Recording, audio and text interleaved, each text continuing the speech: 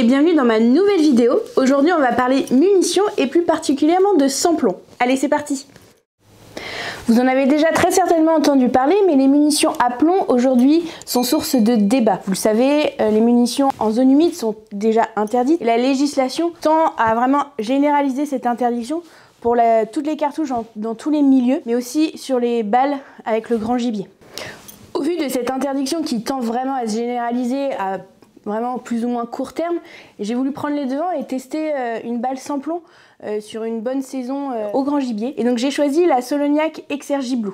Alors, petite info, Exergy en fait c'est une grandeur physique qui permet de mesurer la qualité d'une énergie. Donc cette munition Exergy Blue, moi je l'ai utilisée en 30-06 parce que c'est mon calibre un peu, je dirais, de prédilection pour la battue, parce que très polyvalent. Mais elle existe aussi en 9.362, 300 Winchester Magnum, 8.57 JRS et 7 RM.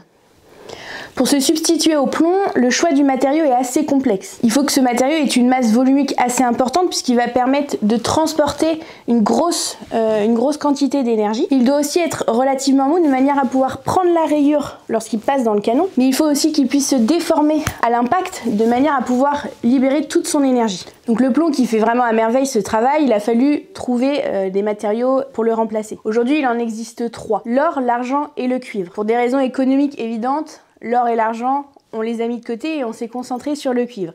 Et Solognac est parti sur cette option.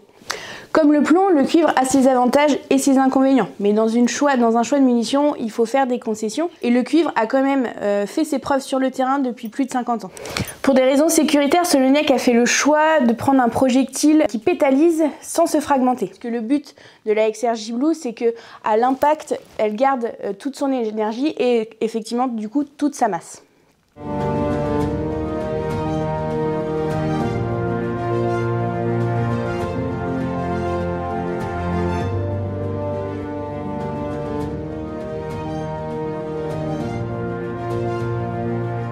Vous remarquerez que les Exergy Blue sont globalement plus légères. Pourquoi ? Le cuivre est beaucoup moins dense que le plomb. Et donc ce qui fait que pour un même poids, ce projectile en cuivre serait beaucoup plus long, ce qui apporterait des problématiques sur la stabilisation du projectile. Ce qui est important aussi dans cette balle, c'est cette petite pointe bleue. Donc c'est une pointe en polymère qu'on appelle aussi tip. Et elle permet en fin de compte d'améliorer le profil aérodynamique du projectile, ce qui va permettre en fait à l'impact de libérer une énergie bien supérieure. Les tests ont pu montrer des résultats assez similaires puisque entre une munition classique plomb qui perd 6% de son énergie, la Exergy Blue, elle, en cuivre du coup, perd seulement 5%. Donc voilà, les résultats sont assez similaires. Mais du coup, vous me direz qu'est-ce qui fait la différence? En fin de compte, une munition plomb classique va perdre un petit peu de sa masse lors de la pénétration de l'animal, contrairement du coup à la Exergy Blue où elle va garder toute sa masse, bon, sauf la petite pointe polymère. En fait, elle va garder toute sa masse et ce qui va permettre en fait de libérer vraiment toute son énergie lors de la pénétration de l'animal. Bon, avec le recul, c'est vrai que le pouvoir d'arrêt sur ces balles a vraiment été assez impressionnant et du coup, je pense que j'ai assez parlé. On va aller voir ça directement sur le terrain. Allez, c'est parti! Bon, on se retrouve au stand. Là, l'idée, c'est de voir un peu le groupement de la munition. Je change pour cette saison, donc on va voir ce que ça donne un petit peu.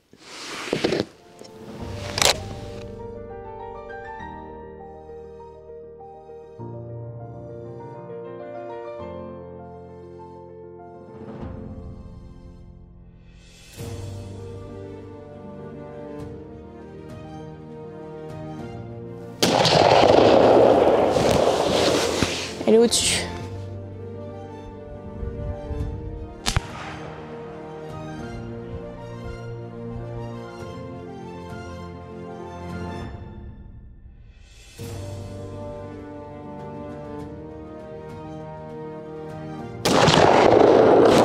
Je suis en plein dedans.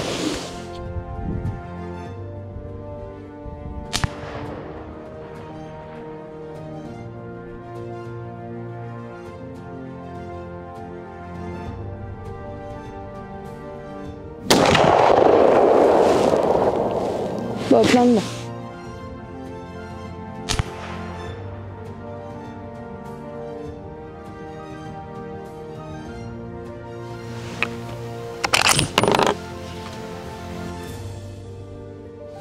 Bon, quand on voit les résultats, je suis plutôt satisfaite.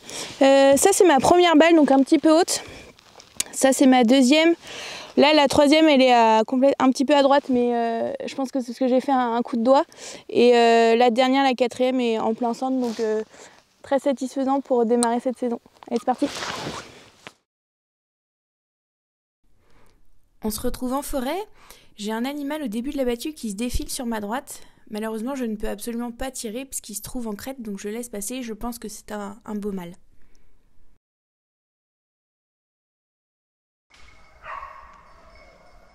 Un peu plus tard dans la battue, j'entends les chiens aboyer. J'entends que ça craque. Je vous laisse apprécier le moment.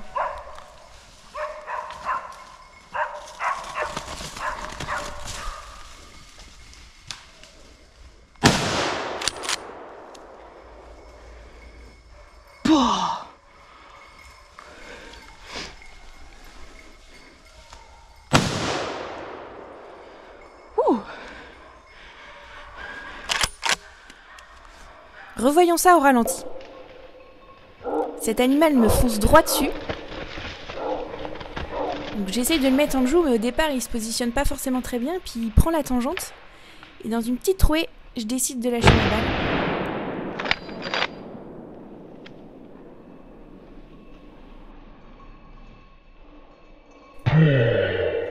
Entendant les chiens et le voyant se relever, je préfère assurer et lui remettre une deuxième balle, même si la première aurait été mortelle de toute façon.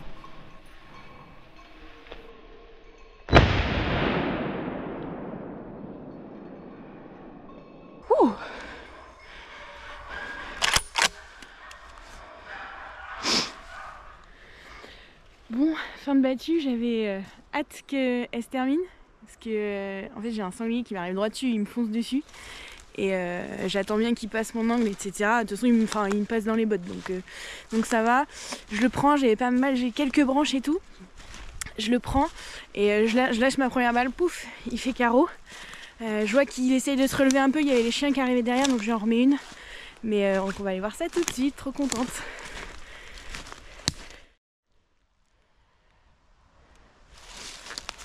Bon bah c'est parfait ça.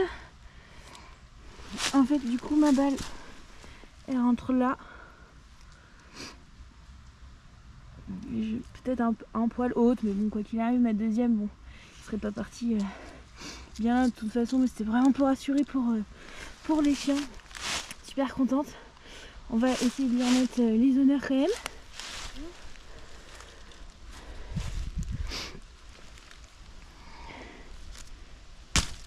Hop.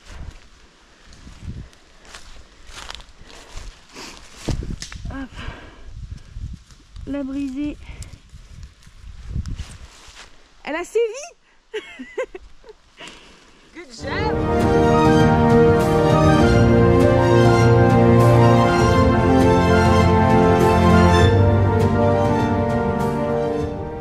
On se retrouve pour une nouvelle battue. Je vous conseille de vous préparer parce que la scène suivante va démarrer assez rapidement.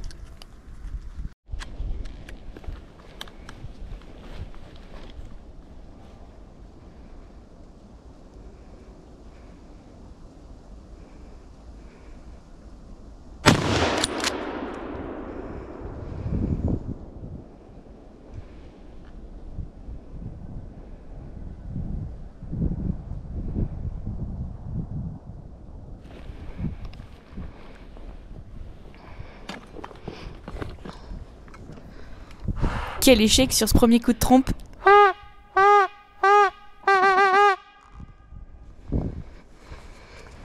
Petit conseil, ne vous versez pas de thé pendant la battue parce que vous vous faites surprendre par un sanglier à coup sûr. Revoyons ça au ralenti. Je me fais clairement surprendre par ce petit sanglier. Donc le temps que je mette l'animal dans la lunette, il n'est pas du tout en bonne position. Et à un moment donné, il prend la tangente. Je l'ai de profil, donc je me cale bien. J'attends une bonne fenêtre pour balancer ma balle. Et donc là, tout de suite, je vois qu'il prend. Il fait 5-6 mètres tout au plus et s'écroule. Donc super contente, surtout que ce post-là, j'ai déjà été posté et il m'a déjà porté chance. Donc c'était vraiment encore de bons moments.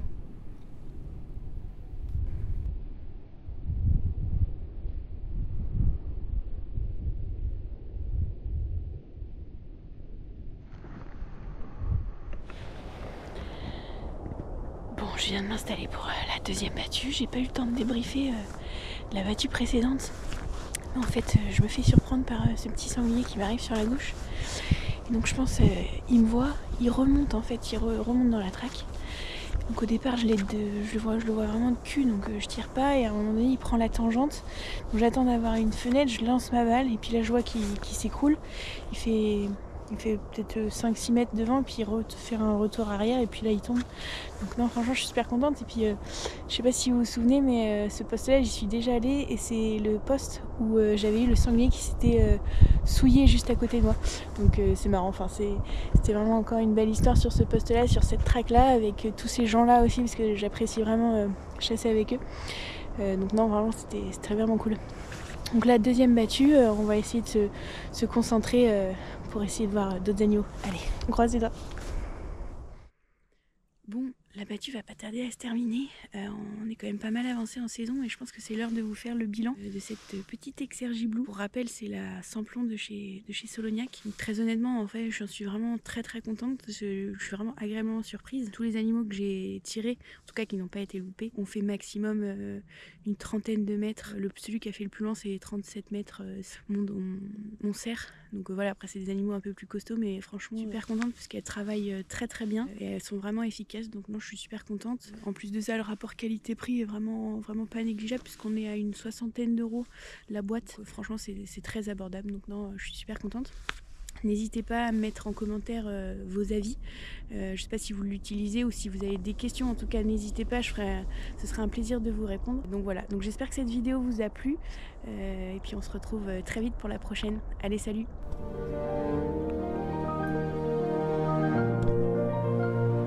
Vous pouvez également me retrouver sur Facebook ou Instagram. N'hésitez pas à commenter, partager et à donner votre avis. C'est toujours un plaisir d'échanger avec vous. À bientôt!